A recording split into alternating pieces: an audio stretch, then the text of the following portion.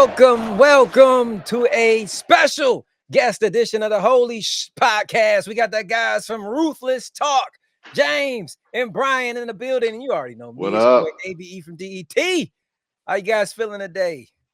Doing good, man. Doing good. Thanks for the invite. Yeah, yes, man. thank you for having us. I see you guys content all the time, and I'm like, man, these guys give serious journalistic look at professional. We're complete idiots over here. But you guys, I'm like, let me get some guys. Oh, I'm an idiot for sure. Let's talk some So maybe I fooled serious you, but But yeah, I enjoy you guys' content and appreciate you coming on. But with this WrestleMania season coming up, everything seems to be ramping up. All the storylines are coming together. But the main one I want to talk about is, first off, is the face-to-face with Cody Rhodes and John Cena. James, how did you take? I saw your clip, but for everybody else who didn't see it, how was your take on Cena, Cody face-to-face? Man, a lot of things, honestly. Number one, I mean, it really is refreshing because I'm sure, Brian, me and you've spoken about it over the last several weeks, is that there hasn't been a whole lot of grass this WrestleMania season, and unfortunately it's had to take in this heel turn to really spice things up, with this WrestleMania season. And for this segment as a whole, it was really good. To everything when it comes to being a heel and just allowing fans to participate. I love fan participation, and that was really evident in this promo. And it's stuff like this, and me and Brian even spoke about this on our last episode. It's like you can't teach what John Cena was able to do in this promo. Like I mentioned, the crowd interaction and really just having the crowd within the palm of his hands. And it was arguably it was what, maybe 30 minutes to start off the show. yeah. And it was arguably the only thing of substance throughout this entire show. And yeah, man, it's something that I don't think we ever thought we really needed. But the way, everything in regards to, even like my favorite part of this promo was how he's like, oh, like, what do we get? You guys want to take everything and this and that. And it's like, well, guess what? I'm still going to have the same theme song. That's my voice on the theme song. You're going to like it. Yeah. I'm not going to change a thing. So everything about what Cena brought into this promo was just really refreshing because we don't have a whole lot of heels right now. And I don't want to hear anything about Gunther because his reputation and stock is going freaking down. Right. So it's refreshing, man. We need diabolical heels, and if John Cena has to be that, then let's freaking go. I'm all for it. So yeah, it was really good. It was really refreshing, and like I said, the only ounce of substance from this past Monday. So really good stuff. One thing I want to piggyback what you said. I really appreciated how John Cena was saying, you're not getting a new theme song. You're not getting me to change my gear, because that's what everybody expected. That pissed them off even more. Like, we don't get the song. So that was great. It's making Cody Rhodes a bigger baby face because of it as well. So which is what I really like. It's what Cody Rhodes desperately also needs as well, because of how inconsistent his title reign has been for over a year now. So I thought all of it was very effective, and there was no physicality. I love that there was no physicality in a Triple H era when all you see is chaos and brawls for the sake of it. And if you guys listen to our podcast, you know what I'm talking about. Right. So it was just from start to finish, it was really good stuff overall. So I'm really how you feel about it, Brian? Man, I've never been a Cena fan. You could legit call me a Cena hater. Like, me neither. Same here. And it's not even, again, it's the gimmicks, right? I've never been a fan of that. But what John Cena has meant to the wrestling business and what he's done for 25 years, I understand that, and that's not few people have reached what he's done. So in that aspect. Yeah, when I say, I'm a John Cena hater, it's the character, the gimmicks, but what he's meant to the wrestling business, you can't argue that. But yeah, man, this is one of those things where this is the only way I could have ever even considered myself being a John Cena fan is this. And like you guys both said, that part where he was saying, I'm not changing the music, I'm not changing the clothes. It was brilliant, and it's. we talk about, James, you just said like heels and whatever. I could even say like it's heels or faces. What John Cena did in that promo for that 30 minutes, and yeah, that's a long ass time. But tell me we weren't captivated the whole way through it. Yeah, Right. we were. Right. It's because very few people, whether they're face or heel, can do that. John Right. Cena, Roman Reigns can now, CM Punk, MJF, but very few people can do that, and that's what I respect about John Cena. And so, yeah, man, this heel run, I say, be as ruthless and diabolical and just dickish. If we can, I guess we can cuss on here. I Fuck hope we yeah, we can, but can. all right. Hell yes. Yeah, I so agree. man, I'm actually excited for this heel Cena run, man, and I never would have thought I'd say that about Cena, man, for Uh, sure. So Let me just yeah. clear up to people why. The only reason I'm a Cena hater, see, I watched wrestling my entire life, Hmm. but I took a little gap, and the gap was the ruthless aggression era. So soon as Cena came, I missed that growth. I don't have an attachment to him, but just like you said, his mic skills and what he did, what he's done, how he can come Yeah. out to cheat. Before this, he would come out to trying to be a baby face.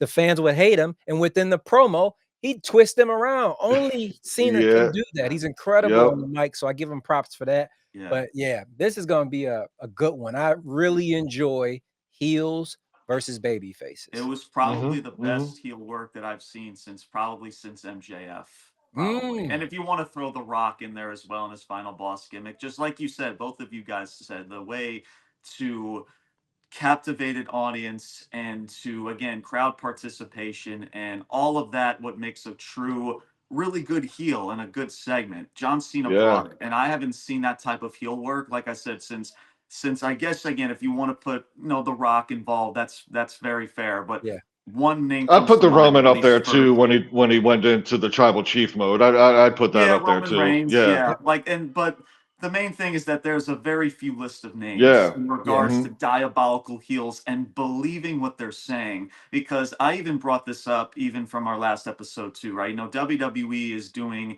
ID and they have their stuff going on in the Performance Center.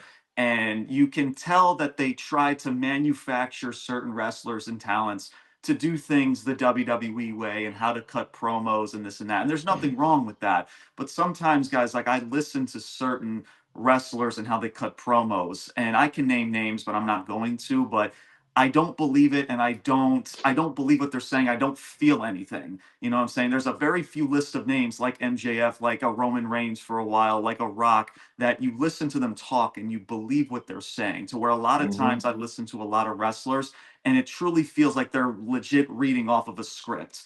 yeah, And that's what we need more, man. More people that are willing to go off script or to have more think more outside of the box, if that makes sense, in regards to truly putting on a good promo instead of just relying on the WWE way, if that makes sense. Because nowadays Yeah. it's just like I use this freaking this reference. It's like a conveyor belt. It's like when you go to Amazon distribution center and it's like one by one, it's like collectibles. That's what pro wrestlers are nowadays. They're really good wrestlers, but you don't see a whole lot of personality. And it's people true. like Cena who has been here for a time or two, for 2+ decades. Like you can't teach that. Like it's personality and it's what you bring to the table as a pro wrestler to make you care about your character and the story that you're in. You can't teach that. Like the stuff that MJF does, you can't teach that. The stuff that The Rock has done, you can't teach. Even Roman Reigns, to where he's had to go back to square one from being the big dog to now this tribal chief character and to fully reinvent himself. You can't teach that. Only Right.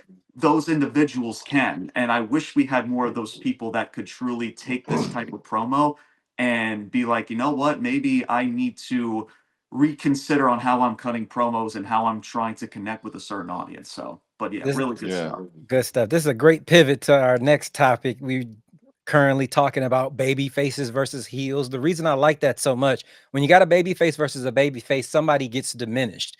And that brings Hmm. me to my next topic. Seems like we're getting a triple threat match for the women's world title. Io Sky, baby face. Rhea Ripley, baby face. Bianca Belair, baby face. Somebody's gonna get their character diminished, their reputation. You can already see Io Sky getting shoved in the face. Come on, she's the babyface champion. You guys are diminishing Yep. her quality by going up against another babyface. But Brian, can I get your thoughts on what you feel about this triple threat? Yeah, I feel the same. And it's yeah, she's gonna take the hit here. I mean, Rhea and Bianca, they are so well established and forces and brands at this point. So and I hate that because I really James and I are huge fans of Io Sky, man, and this whole buildup of how we're even getting here to the triple threat, like. I mean, you didn't have to take the belt off Rhea just 2 weeks ago. You could have just, gone and again have the one-on-one. But here we are. And I've spoken about this too, this Mania in particular. There's just going to be so many triple threats or, fatal four ways or whatever that's kind of why I'm not as excited as before because I think they're just muddying like great storylines that could be, but you're just adding that third or fourth wheel into it to try to combine everything. And usually, when you try to do that, it's you're focusing again, you're spreading it too thin, and it all comes out mid instead of anything being great. Right, right. So yeah, I wish it was a one-on-one, and yeah, EO's gonna come up with the short end of the stick here, man. And that sucks. Yeah. How you But feel about shout out. I mean, Bianca. I mean, I think she's with whatever she gets into now with Jade or Naomi or whatever. Mhm. Like that's where I think she fits, and whether she can be the champion, that's fine. But like that's her fight right now. Right. So yeah. How you feel about it, James? I mean, at least there's a title on the line, unlike another triple threat that has nothing on the line whatsoever.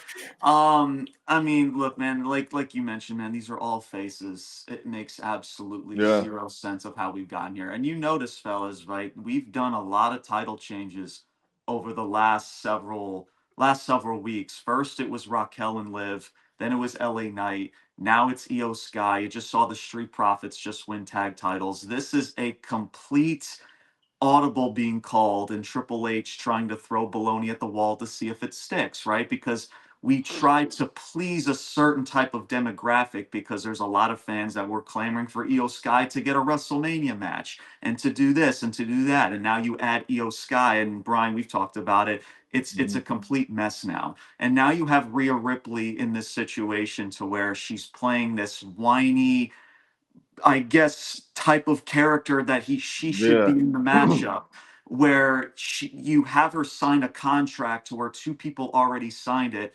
and now her rebuttal to get in the match is just to sign her name on the contract. And Like it was a I legit don't. win by Io. I mean, you can say, Bianca maybe distracted her, but it wasn't a DQ or any interference. Like Io beat Yeah. her.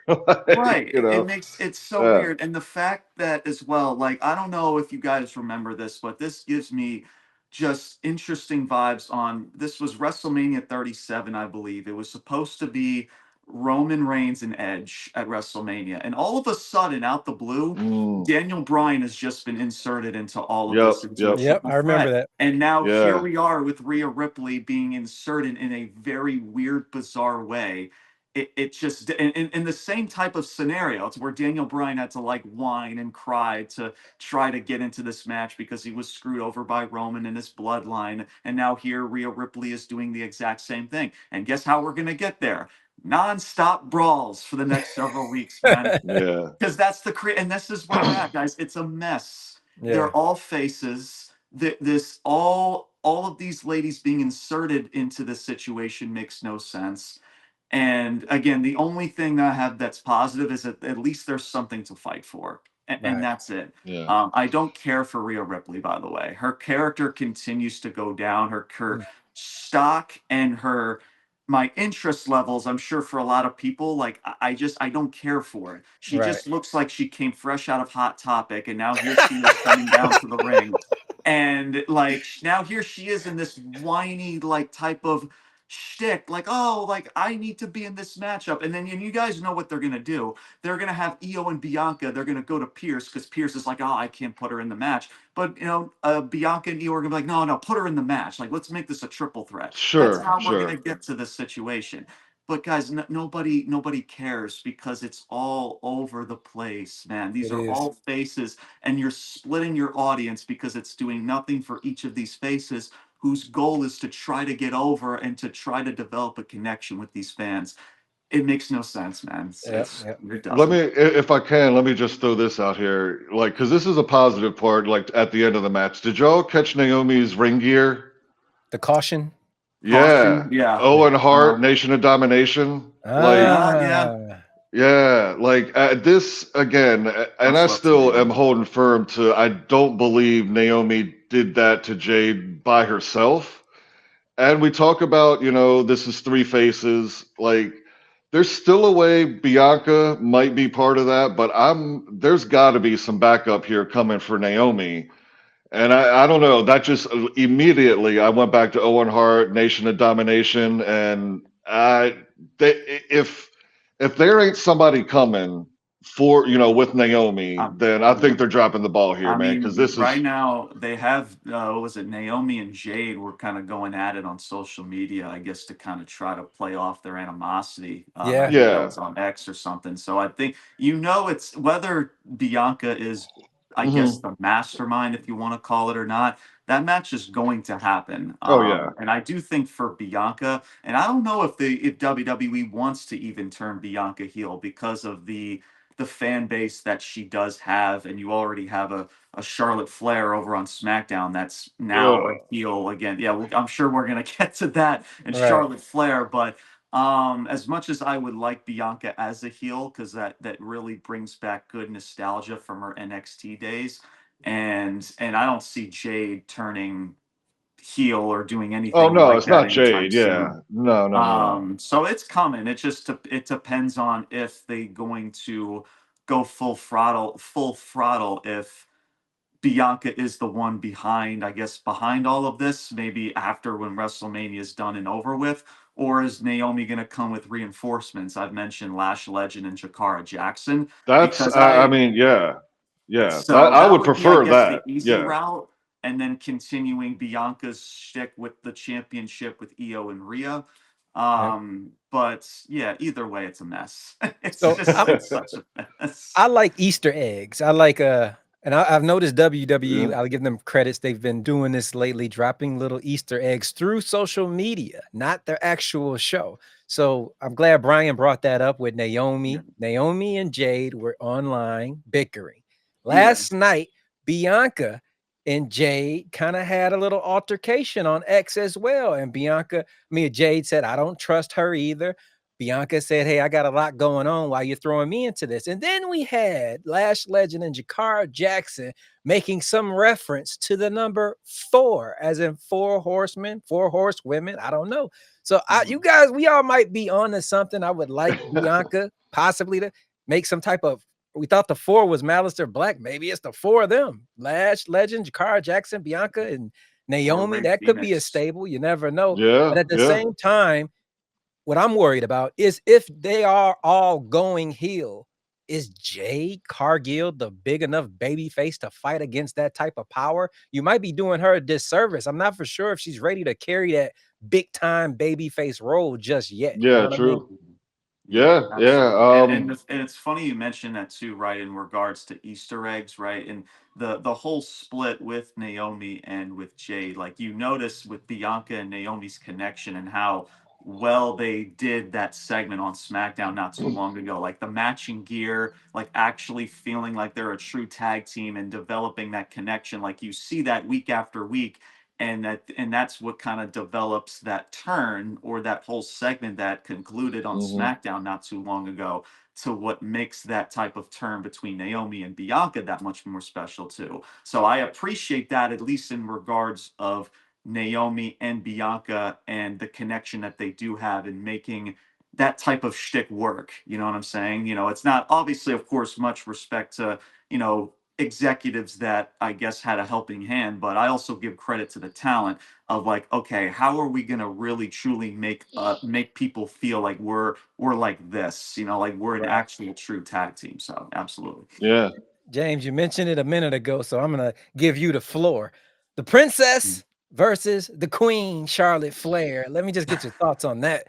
That rookie versus veteran matchup we're getting for the WWE Women's Title. Oh man. Look, listen. Here's what I'll say about Charlotte. Is I think if she's ever going to play a certain role, it's a heel because I Mhm. just think it just comes off naturally to her. I mean, the face to face with her and Tiffany, I think I guess you can say the line of that whole segment was with Tiffany saying about, and this is just me speaking hypothetically, but like taking something and pouring cold water all over it or something. I thought that was a, Mm-hmm. a really Mm-hmm. good line from Tiffany. And Charlotte Flair did do good work. And this is what I don't understand about this company because clearly she was not supposed to come back as a heel because if you go back to her first promo she Yeah. flipped heel and face Yep. like several times. Like I just don't understand, like you for 10 plus years you're trying to take Charlotte Flair, and I think at this point, fellas, it's gonna have to take more than just her being a heel for fans to now accept that, oh, Charlotte Flair going after a championship, yeah, let's do it. But now all you're hearing from fans is that we're just sick and tired of it because we all know, for at least majority of us, kind of have a feeling where this is going to go. She's going to win that championship, and she's going to take that title from Tiffany. Right. At least for how I feel, as I'm sure many other people do.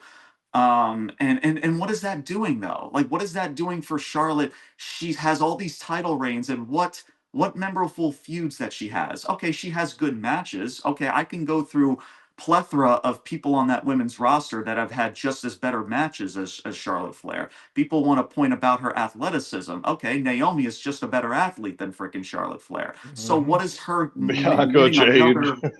Right. And like Yeah.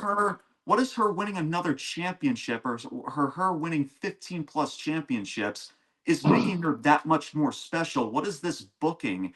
Like, it just doesn't make sense. Like, how is she that much more superior for her to win 15 plus championships when Naomi has only won maybe two in her 15 plus career? It makes absolutely zero sense.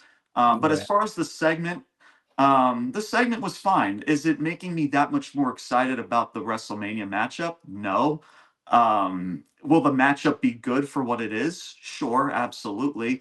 But Tiffany needs to win this, man. Like, Yeah. if we're gonna actually take Tiffany Stratton and make her a bona fide star, she needs to win this matchup and she needs to retain this title.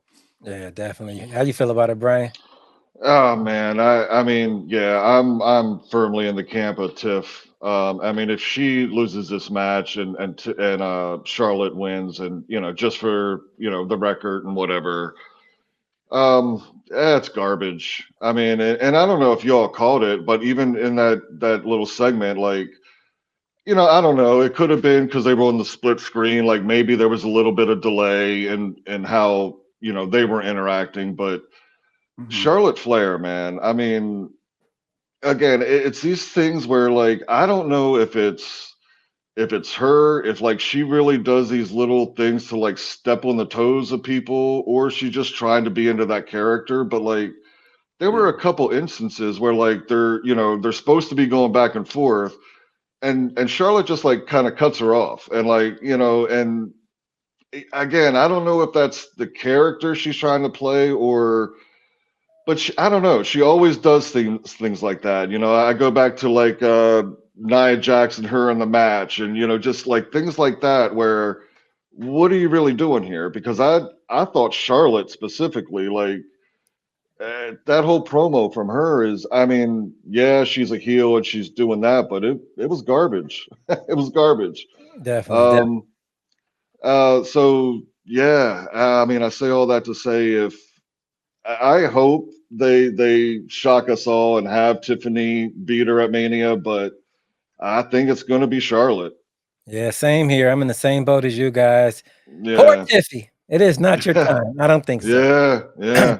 One more WWE topic before we pivot to AEW.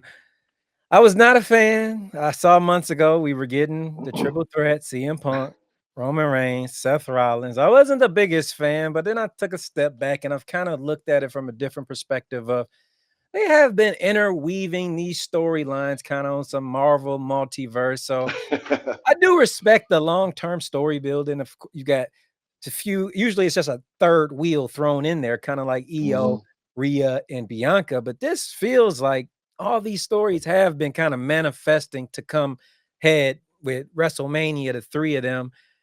James, your thoughts on Seth, Roman, and Rollins? Man, this it's a circus, bro. It It's a is. circus because again, I mentioned even with Rhea, with Io and Bianca, at least there's a title to fight for over there. There is no title to fight for or anything to fight for whatsoever. And yes, they all hate each other? Do they have all the same animosity? Sure. But guys, like we haven't even scratched the surface with Roman and Punk. And the only thing that we have to tell a story between those two is that Roman is pissed because Punk eliminated him from the Rumble. Because apparently Roman Reigns forgot that it's every man for himself in the Royal Rumble. That's your big animosity between these two. Right. That's what he said. And then Punk has to like remind him, like, dude, like it's the Royal Rumble. Like, what are you talking about? But the problem that I have, guys, is that you have they're all separate feuds and they're all baby faces. You're doing the Yes. same thing with the Yes. ladies, man. You're splitting your Hmm. audience. You have the crowd in Italy, right? By the way, shout out to all my Italian folk, right? Oh, Much love to all of them. Right. international crowds are the best, man. They Yes. listen, they do well, man. And listen, much love to Yeah, them because they don't get to see a whole lot of WWE yeah. live events or even televised events. So they want to have fun and chant everything. And you know what? That's fine. Um, but Roman and Seth, right? That's a separate feud that has nothing to do with CM Punk.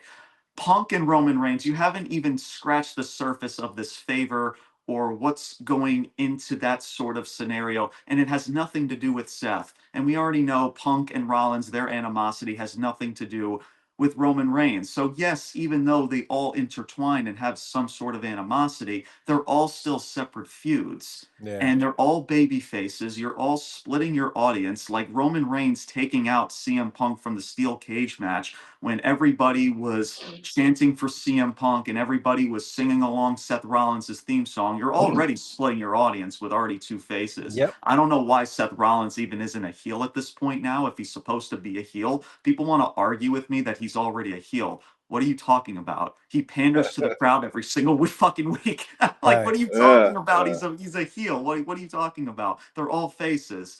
Um, it's just and then the brawl again brawls, right? That should just come as a shocker. The same brawl with Tiffany and Charlotte. This is the same brawl segment, guys. This is all we have. Yep. And this is a brawl, right? I don't know if you guys find this weird. I know I'm going off on a tangent, but like you had each of these individuals just stop what they're doing and just point at the WrestleMania sign, and yeah, then they go back yeah. to brawling again, and then Seth points. It was so fucking awkward and weird. Like, Yeah. I don't know if you guys seen many brawls in a real life set. I doubt that you would ever see grown adults just Right. stop what they're doing just to point at a sign.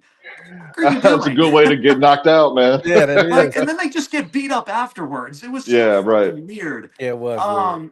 It's awkward. It's weird. It's a mess. They're all faces. There's nothing to fight for. Keep all of these feuds separate, man. Yeah. Rollins and Roman, keep that separate. Punk and Rollins, it should have been simple from the jump. I've said this since day one. Punk and Rollins at WrestleMania one on one, but you wasted that twice now. And then Jacob Fatu and Roman. You teased that during what was it, War Games, when they had face-to-face altercations and stuff. Hmm. Like Jacob Fatu and Roman, to where you're building up Jacob Fatu as this beast, as this monster, as this specimen, and yet now they're trying to turn him face because Oh, he now. he's face What now, are man. we I mean, fucking damn doing? near. Why Right. do we? This is what we do. We're turning Braun Breaker face, who's supposed to be a heel. We're Yep. turning Jacob Fatu into a face when he's supposed to be a diabolical heel. Like, Yep. what is this obsession of Triple H taking somebody who hasn't even scratched the surface of a heel, but yet they get glimmer of good reactions and like, all right, boom, we're gonna now flip you as a face. Yeah. What are you doing? Yep. You can't let the It's fans control the booking. Yeah, Yeah, man. It's just like it makes no. I listen. There's a point to where you have to listen to your audience, of course, but like you also like you can't just flip somebody into a face because you hear a certain portion of a crowd cheering for somebody. Like then book if they're getting cheered and they're supposed to be a heel, then you're not doing your job properly. Then they're not a diabolical heel. Then Yes. you have to call audibles and flip the script. It makes no yeah. sense, man. I can go on for hours, but you guys, I'm sure know how I feel. What It's about a circus. If there's what? a week, if there was like freaking acrobats and clowns all over the place, that was this brawl segment. Yeah, I agree with you on that. Your take, bro, Brian. Yeah, I think I actually saw a clip from you guys, man, where I had completely forgot about it back at I can't even remember what the year it was, but when Punk had an interaction with Rollins and Roman when they were in the Shield. So I got to go back and look, a little bit more into that because I Yeah, completely forgot about it, if I'm being honest. But even with that being said, I still do think that these should be kept as separate feuds as individual matches. The only thing I'm really looking forward to in this match, and we kind of say there's no title on the line. I could say the title, so to speak, and I know Rollins kind of isn't even involved in this, but it's just where do Heyman's allegiances lie? I mean, that's all I'm really, really anticipating here. And that's Mhm. again, that's between Roman, Punk, and Heyman, Exactly. so Yeah. yep, but yeah, yeah, it's one of those things where like it'll be an entertaining match, and maybe some run-ins or whatever. Heyman obviously will play a part, but at the end of the day, they should have just taken their time and done these individual stories. Yeah. yeah, yeah.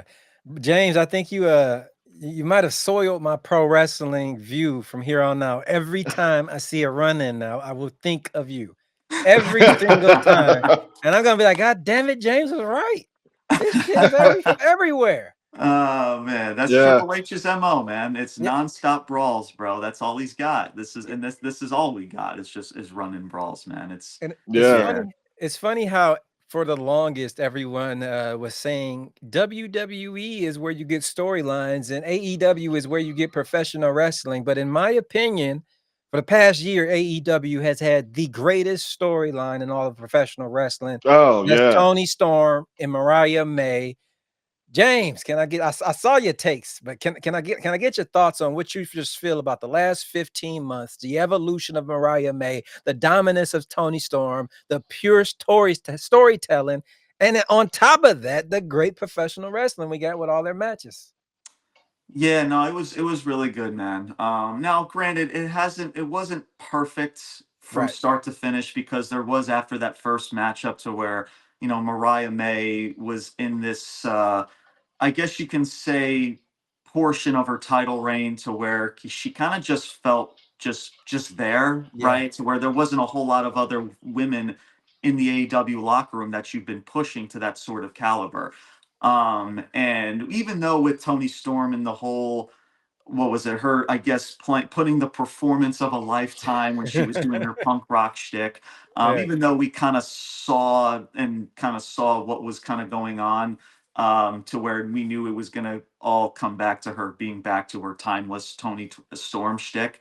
It was really good, man. It was really good, and the matchup itself, to where we talk about AEW, that the whole shtick in the narrative is like, oh, and how AEW likes to do all these matches with blood and the crimson mask and stuff. Well, to a degree, I hear where people are coming from, yes, but it also depends on when you do it and the feud that you do it in.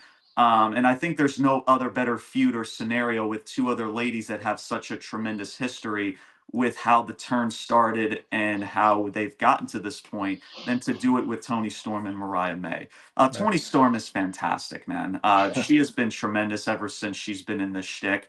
To where like not too long ago, to where like I didn't know how to feel about Tony Storm. I'm like, all right, she's a good wrestler, she's a good talent, but like her NXT days in WWE and even her first portion in AEW, I'm like, all right, I want to like Tony Storm, but there's still something missing. And now here she is in this character in this shtick, and she's ran with it now for Yeah. over a year, and she's that gal right now, and not only just in the women's division, but that entire company. I mean, she is Hmm. it right now. And Yes. for Yeah. Mariah May, I mean, it takes two to tango. Much love to her as well. She has definitely blossomed into a top star. But the question that I have now is, and me and Brian have spoken about it too, it's like, what now? Like, Mm. what are you going to do that's going to keep that spark alive? And even though, again, we talk, I try to be fair with AEW just as I am with WWE. AEW doesn't have the best reputation of being consistent with their storylines as well as Facts. with people's momentum and spark with the crowd and the story that they're involved in. So what are you going to do that's going to keep Tony Storm's momentum alive as well as with Mariah May? Now I like the fact that Mariah May's been taken off of TV. There's really no need for her to just jump back straight into TV to truly do absolutely nothing. Let her take this time off of TV and then have her come back and be Hmm. more, I guess, diabolical or maybe more twisted than she was in this final matchup with Tony Storm. So I like that. But overall, this feud has been probably one of the best feuds, probably in recent memory. Yeah. Seriously, especially for the ladies, because you don't really see that with a lot of women's wrestlers and feuds. You don't really think about a lot of women's feuds over the last 10 years, 5 years. This Yeah. is one of them. So from again, wasn't perfect, but majority of it was spot on, and that goes to both of these ladies for just knocking it out of the park. 100%. How you feel about it, Brian? Man, I second everything he just said. I can't. Tony Storm to me, man.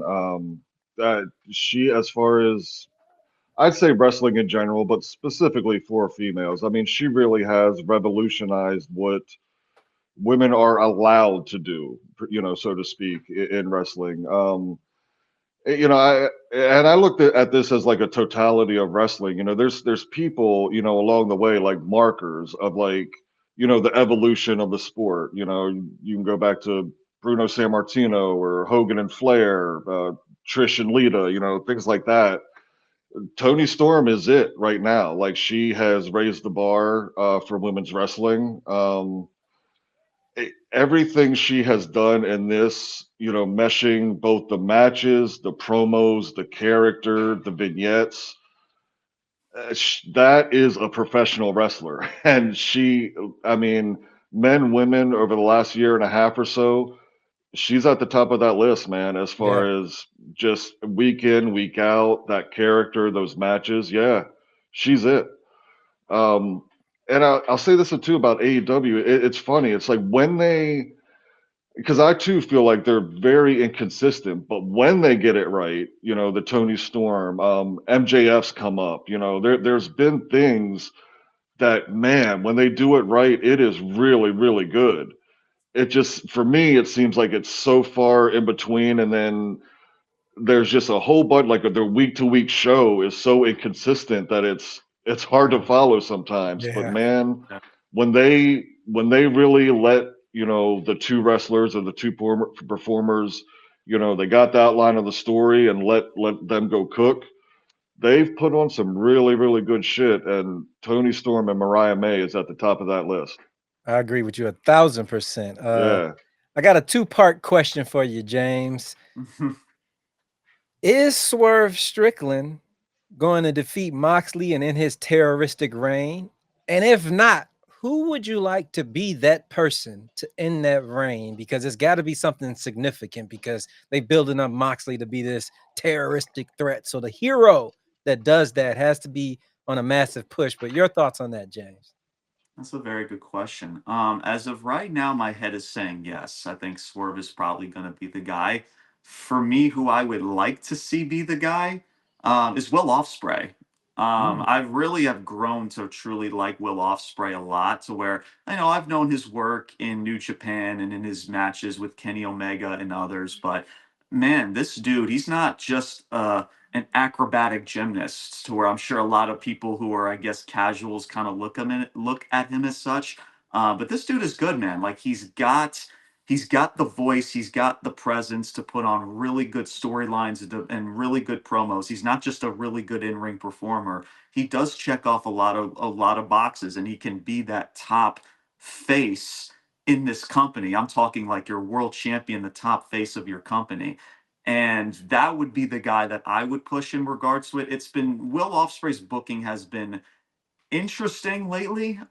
I mean, the feud with Kyle Fletcher, I understand what they're trying to do. They're trying to build up Kyle Fletcher and everything. But I mean, Will Ospreay though is not in a really a position to be trying to be putting anybody over right now. Like he's Right. still very new to the AEW product. Like he should be winning matches. He should be winning feuds. And that whole situation with Kyle Fletcher where he lost to Kyle Fletcher. He's lost to a bunch of other individuals during that whole stretch with that whole feud.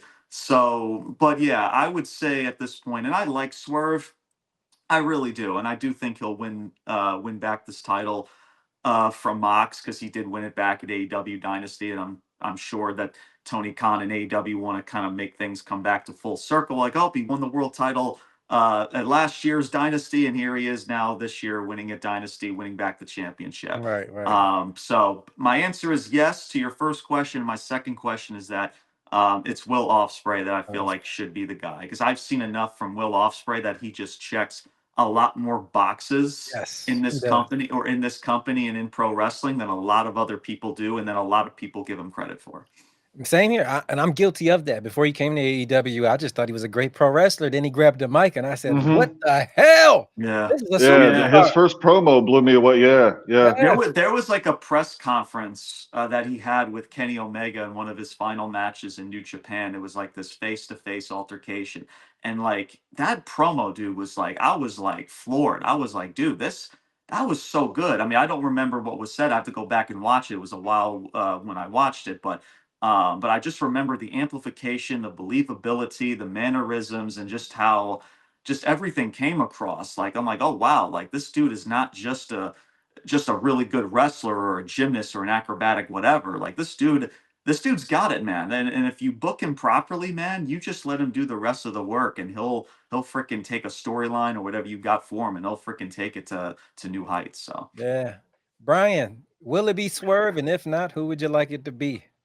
So yeah, I think it will be Swerve. It should be Swerve, but I don't think it's happening at April 6th. And I here's why. We just talked about the consistency and stuff the AEW's booking. So I mean, Mox just had the win against Cope at the pay per view, and then followed it up. On was it Dynamite or Collision? I think Dynamite. Hmm. yeah, Dynamite. So he wins both of those matches, and you're kind of inserting Christian Cage in here now a little bit. Um, so I say all that to say it just would be weird to, Mox is okay, he wins, and then there's no feud really between him and Swerve, and then he loses to Swerve. So Yeah, that's the only reason I think Swerve is the guy to take it from him. I think he will be the guy, but I even for storyline purposes, if he just wins on April 6th and becomes champion, kind of what's that do to Mox's character and what he's been yeah, doing? Like, there's got to be a storyline here with Mox and Swerve where Swerve the challenger is trying to get there. yeah. But then you take in that again the anniversary of him winning, and I could see them fully pulling the That's trigger on yeah, that just because Right. it's the anniversary. yeah, Um, so that's just I would prefer it that yeah he loses here in April just to make it a freaking storyline here. Right. mhm, But yeah, I think it's Swerve, man. He yeah. should be the guy. Just maybe not on April 6th.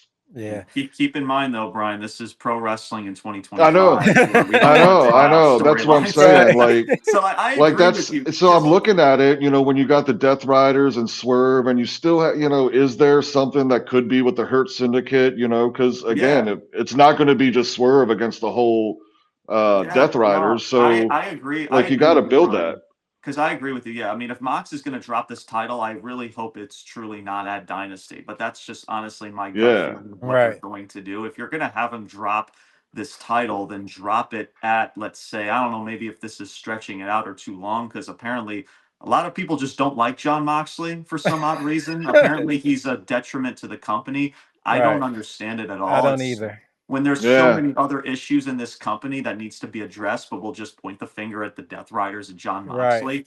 But if you were to have him drop the title to, when is AEW All In? I believe it's I was gonna July say, what is that's 12th. their big pay-per-view in the Yeah, that's the summer, big right? one. All Yep. in. Yeah, is all Yeah. AEW All So In. Yeah. So I mean, like they if can feud from here till there, and yeah, then you put it on exactly. Swerve. Yeah. Yeah. That's Yeah. where John Moxley should be dropping this championship to. But yeah, but like I mentioned, because it's the last time that Swerve won the AEW World Championship and it's the 1 year anniversary, like, oh, Tony Khan would do something like that. So we're like, oh, Definitely. Yeah. like let's look, he won the world title last year at Dynasty, and now here he is. And then all of a sudden, okay, well, where does Mox and the Death Riders go from there at this point? You know what I mean? Yeah. Yeah. So, well, we'll see.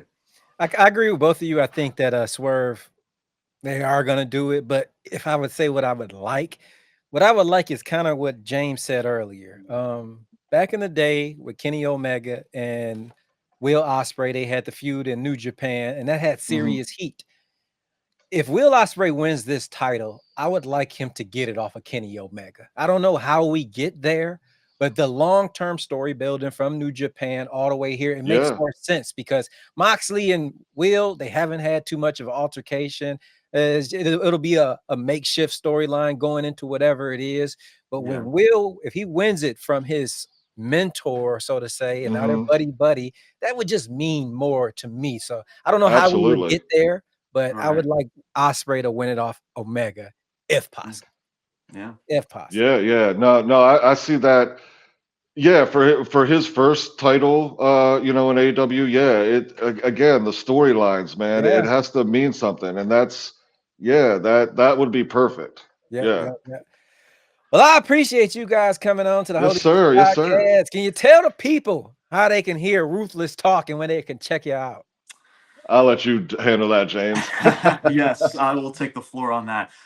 So yes, if you guys want to see me and Brian Thomas and the Ruthless Talk podcast, you guys can check us out on social media. We are available on Instagram and TikTok. That is ruthless_talk on social media. We are available on Spotify, Apple Podcasts, and our YouTube channel. Subscribe to our YouTube channel. We got 300 plus subscribers on our YouTube channel. So we want to thank everybody as well who has subscribed to our YouTube channel. Yeah, if you guys like a lot of amplification, a lot of people that just are very straightforward and honest, then we're your podcast. If not, then uh, Yeah. deuces, toodles, Right. as Tiffany Stratton would say. Yeah. Right. So I hope that people, understand, and a lot of people I want to give a shout out to, understand of like the perception of where we come from, that, we're professional wrestling fans and we'll give our certain, personal preferences, but it also comes down to being honest and being truthful with everybody and being a voice in the community that everybody that can be proud of, to say like, oh wow, like these dudes know what they're actually talking about. We can separate fandom and being honest and truth and talking the facts. Like for me, I'm a big numbers guy. I like talking ratings and metrics. Some people like it, some people don't. But we are very grateful for this platform. We are very Yeah. grateful to meet people like you, Abe, from people from the Holy Shit Absolutely. Podcast, and so many people that we have met on social media, TikTok, and everywhere. But yeah, if you guys want to be a part of our lovely community, again, Ruthless Talk is the name of our podcast. Ruthless_talk is our social medias. And to Yep. everybody that has joined our platform, we thank you guys and much love. And thank you guys, of course, for having us on as well. Definitely. And I'm gonna second what he said. This guy right here who I'm pointing to, he's gonna tell you like it is. He don't give a damn what you think about it. I love that about your journalism, man. You don't cut no corners, you don't pick no sides. You tell it down the middle, Exactly, how it man. is, give them the facts. Exactly. And to add on to that as well, like, there's so much unfortunate tribalism in pro wrestling, man, with WWE, AEW. It's like, oh, kind of being a certain fanboy to a certain company, right? We don't play that at all. No. Yeah. Whether it's good, it's not just calling out negative stuff. It's also calling out good positive things as well from both companies, WWE and AEW. So for people that have gained interest in our podcast and in our platform, and to hear our voice about that and to take a liking to that and an understanding, whether people agree with it or not, that's fine, but to understand and to be open-minded, that's what it's all about, to be a wrestling community that we can all come together to be fans and then and also come together where we need to be honest with ourselves and Yep. just have a certain standard in a bar. There's just a certain standard in a bar that both of us have. And for people to understand that when they watch our platform, we're very grateful for that. So, and much love. And I am very grateful you guys joined us today. Much respect to you guys, and I wish nothing for the best the rest of 2025 and beyond for Ruthless Talk. Make sure you guys, let's all right now, let's get them from 300 to 1,000 right now on Holy YouTube. Go follow right now. Instantaneously, 1,000, baby. Let's get it. There you go. Do it. But on behalf of James and Bryan from Ruthless Talk, this has been the Holy Shhh Podcast. And peace out. It's your boy ABE from DET. We'll see y'all next time. Peace. Peace.